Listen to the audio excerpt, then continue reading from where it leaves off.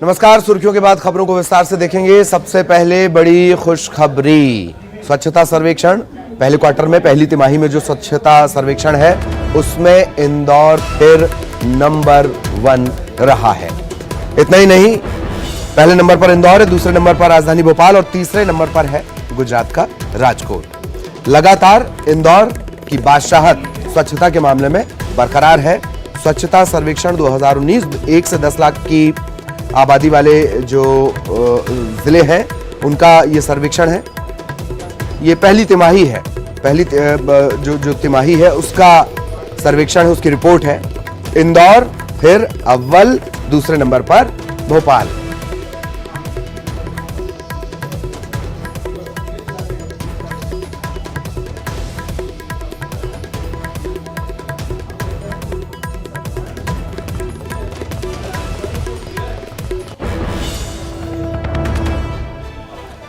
और अब रंग की बात कर ली जाए। रंग को लेकर राजनीति लगातार जारी है। सीएम बघेल ने कहा है, यूपी के जो सीएम है योगी आदित्यनाथ, उन्हें लेकर ये बयान उन्होंने दिया है कि गेरुआ वस्त्र को लेकर यूपी के सीएम योगी आदित्यनाथ पर निशाना साधा। ये भी कहा कि साध्वी प्रज्ञा ठाकुर भोपाल की सांसद, और उन्हें वो साध्वी नहीं मानते। मेयर चुनाव जो छत्तीसगढ़ में अभी चुनाव हुए हैं, इसे लेकर बीजेपी पर भी उन्होंने अफवाह फैलाने का आरोप लगाया है। आदित्यनाथ वो तो भगवा कलर पहन लिए हैं, गहरी कलर वस्त्र पहन लिए हैं, लेकिन संसार का त्याग नहीं, कुर्सी से चिपक गए हैं। ये सही मायने में जो भारत के साधु संतों ने अपनाया, स्वामी विवेकानंद ने अपनाया, तो त्याग के भाव से अपनाया था। यहां तो त्याग नहीं दिखाई देता, यहां तो उत्तर प्रदेश में जातिवाद दिखाई दे रहा है। सारे पदों पे योगी आदित्यनाथ तो पहले अजय बिष्ट ठाकुर साहब पूरा वहां जातिवाद फैला के रखे हैं, और हिंसा का प्रयोग, साधु संत हैं वो शांति के मार्ग से चलते हैं, वो हिंसा का मार्ग। प्रज्ञा ठाकुर, मैं तो उसे साध्वी नहीं कहता, प्रज्ञा ठाकुर वो किस प्रकार से जुबान खोलती है तो जहर उगलती है। तो ये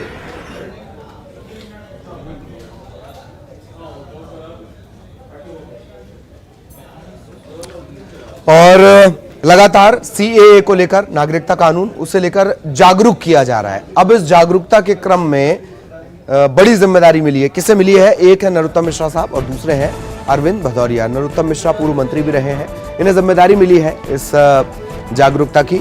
दो बड़े नेता, प्रदेश के उपाध्यक्ष अरविंद भदौरिया, उन्हें भी जिम्मेदारी दी गई है। जेपी नड्डा की तरफ से जिम्मेदारी दी गई है। ये दोनों नेता नागरिकता संशोधन कानून पर जागरूकता के लिए अलग अलग प्रदेश में जाएंगे, संगठन के साथ समन्वय करेंगे, जागरूकता अभियान चलाएंगे। नरोत्तम मिश्रा की बात कर ली जाए, महाराष्ट्र और छत्तीसगढ़ की जिम्मेदारी दी गई है। चुनाव में भी उनके ऊपर महती जिम्मेदारी थी। और अरविंद भदौरिया को उत्तर प्रदेश और हरियाणा की जिम्मेदारी दी गई है। बीजेपी ने नागरिकता संशोधन कानून पर हिंसा और विरोध की तस्वीरें सामने आने के बाद लोगों को जागरूक करने का अभियान छेड़ा है। इसके तहत रैली, सभा, चौपाल, सोशल मीडिया, ये तमाम चीजें, मतलब जागरूकता लोगों को बताना है कि यह गलत कानून नहीं है।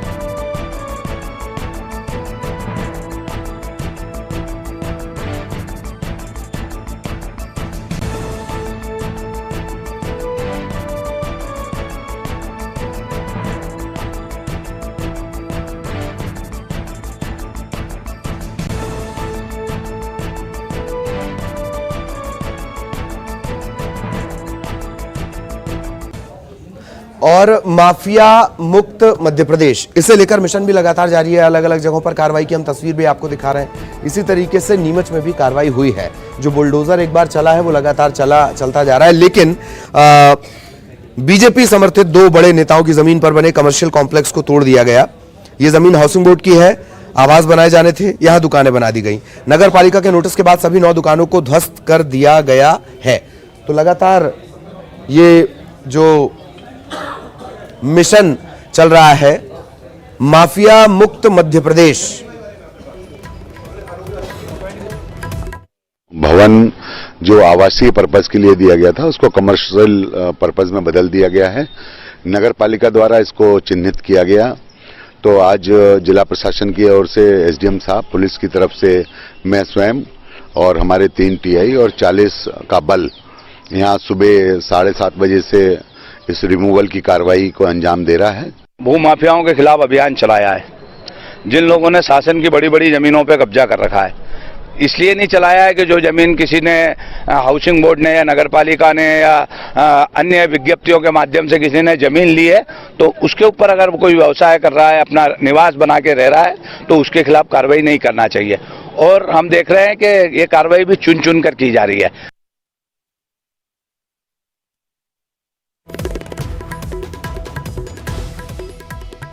तो लगातार ये कार्रवाई की जा रही है। नीमच की आपने तस्वीरें देखी, इंदौर में भी लगातार कार्रवाई की जा रही है। आरोप ये लग रहा है कि नेता जो है वो चुन चुनकर बीजेपी से जुड़े जो नेता हैं, बात है अवैध कब्जे की, बेजा कब्जे की, चाहे वो नेता किसी भी पार्टी का हो, कार्रवाई होनी चाहिए। इंदौर में भी कार्रवाई हुई है और बेजा कब्जा अतिक्रमण जो था इंदौर से भी हटाया गया है। नीमच के बाद इंदौर में भी कार्रवाई हुई है।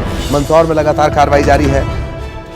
इंदौर में कनकेश्वरी गरबा ग्राउंड, इस पर कार्रवाई हुई है। बीजेपी विधायक रमेश मेंदोला के समर्थकों पर एक्शन के तौर पर इसे देखा जा रहा है। अब रमेश मेंदोला के समर्थकों पर एक्शन होगा तो इसका असर कहां जाएगा, ये आप भी समझ रहे हैं। गरबा ग्राउंड में रमेश मेंदोला आयोजन करवाया करते थे और सहयोगी अरुण इस वक्त हमारे साथ जुड़े हुए हैं।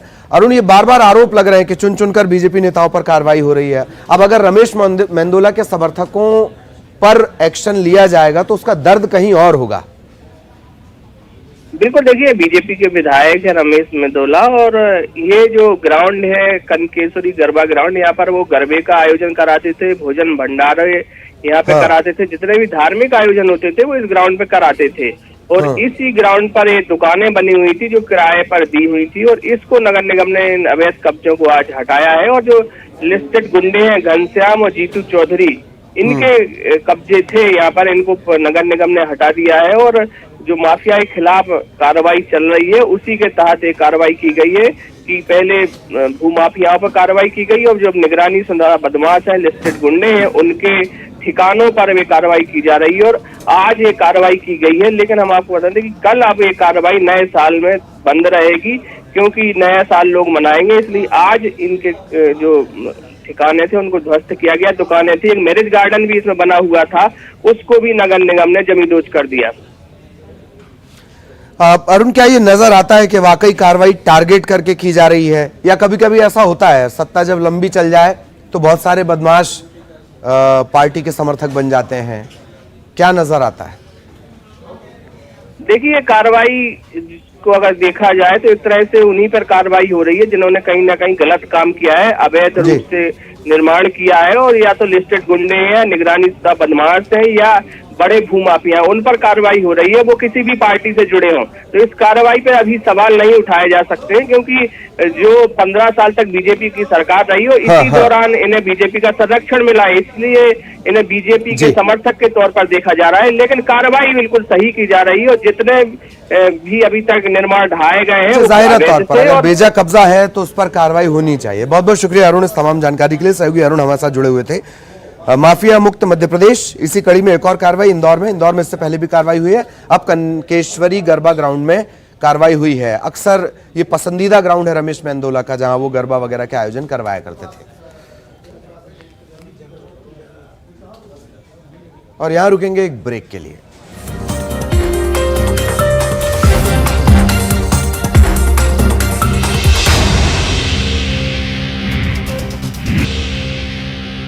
ब्रेक के बाद आपका स्वागत है। ब्रेक के एक खबर ब्रेक के बाद हम आपको बता रहे हैं, मंडला से ये खबर मिल रही है और विधायक के गनमैन पर यह आरोप है कि उन्होंने एक बैग चोरी कर लिया।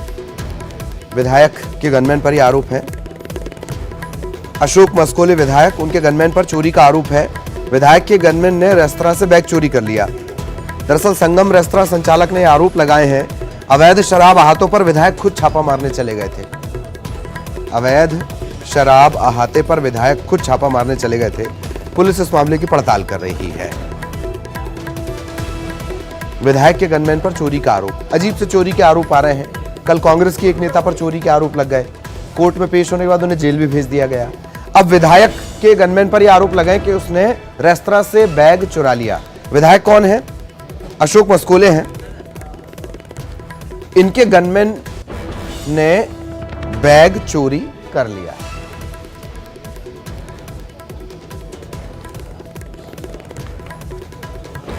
और अब बात करेंगे सर्दी की।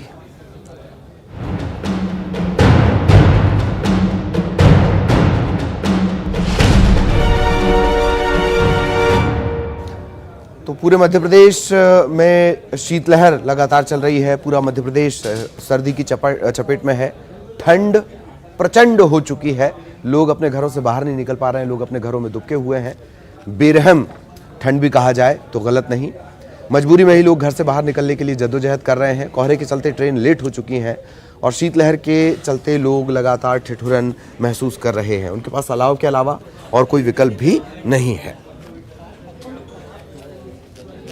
सितम से पूरे प्रदेशवासी परेशान हैं और राजधानी भोपाल के रेलवे स्टेशन के बाहर का नज़ारा हम आपको दिखाते हैं, जहां ऑटो ड्राइवर्स और जो कुली हैं वो खुद को सर्दी से बचाते हुए नजर आ रहे हैं। इसके साथ आम जनता भी यहां पर सर्दी से बचने के लिए अलाव का सहारा ले रही है। सर्दी का सितम इतना ज़्यादा लोगों पर असर डाल रहा है कि अब अलाव की वजह से, अलाव के सहारे के कारण वो दिन में भी अपने आप को बचाते हुए नजर आ रहे हैं। जो जनता है उनसे बात करते हैं और जानते हैं कि किस कदर उनको सर्दी परेशान कर रही है और कैसा वो इस वक्त महसूस कर रहे हैं। आमतौर पर जो सर्दी होती है वो रात के वक्त और सुबह सुबह के वक्त ज़्यादा महसूस होती है, लेकिन जो अभी दोपहर का समय होने जा रहा है फिर भी अलाव का सहारा लिया जा रहा है। जी मैडम, अब क्या करें, ठंड का मौसम है तो लगेगी वो ठंड भी, तो सुबह सुबह तो ज़्यादा ही रहती है। इस बार लग रहा है कि कुछ ज़्यादा ठंड है। जी मैडम, लग रहा है इस समय तो ज़्यादा ठंड है। शीतलहर का प्रकोप दिखाई दे रहा है आपको? ठिठुरन और जो सिहरन है उसका एहसास हो रहा है? हाँ जी। किस तरीके से ठंड आपको असर डाल रहा है? मैडम सुबह से आते हैं 5 बजे से, तो लकड़ी भी खरीद के लाना पड़ती है। शासन डाल नहीं रहा लकड़ी।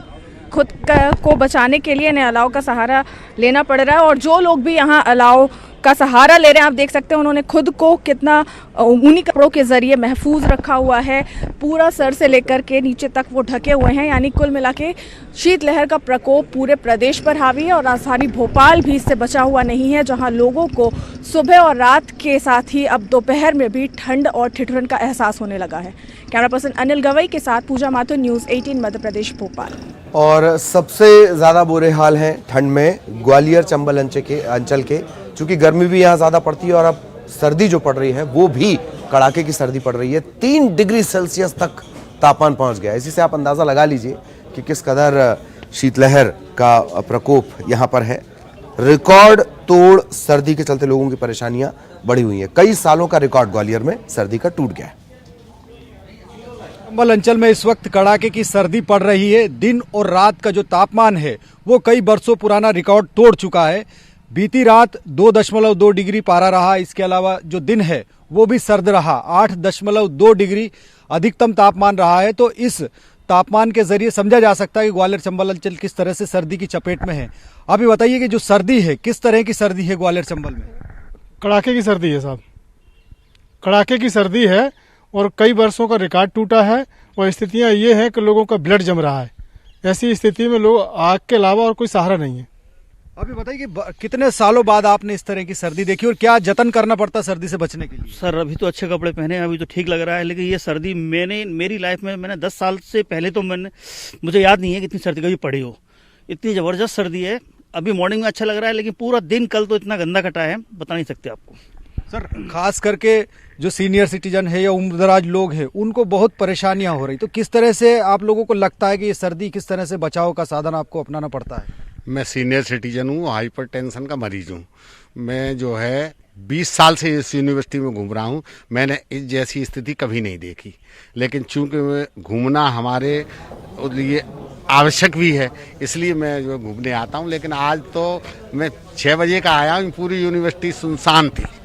साफ तौर पर ग्वालियर चंबल अंचल में जो कड़ाके की सर्दी पड़ रही है, उस सर्दी की वजह से लोग परेशान हैं और आलम यह है कि सुबह मॉर्निंग वॉक करने वालों की संख्या गिनी चुनी हो गई है। मौसम विभाग का कहना है कि आने वाले दिनों में ये सर्दी और भी बढ़ेगी, जिससे लोगों की परेशानियां निश्चित तौर पर बढ़ेगी। कैमरामैन खेमचंद के साथ सुशील कौशिक, न्यूज़ 18 ग्वालियर। तो तेजी से बदलता हुआ मौसम का मिजाज, इसे कड़ाके की सर्दी समझ लीजिए या तेजी से बदल रहा है मौसम का दिमाग, कुदरत के इशारे भी इसमें शामिल हैं। सुरक्षित रहें और इसी के साथ इस बुलेटिन में इतना ही। नमस्कार।